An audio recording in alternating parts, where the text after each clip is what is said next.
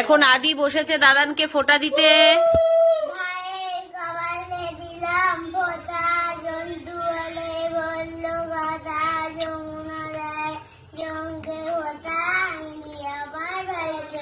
বাহ, কি সুন্দর বলেছো, তোমারটা শোনা গেছে।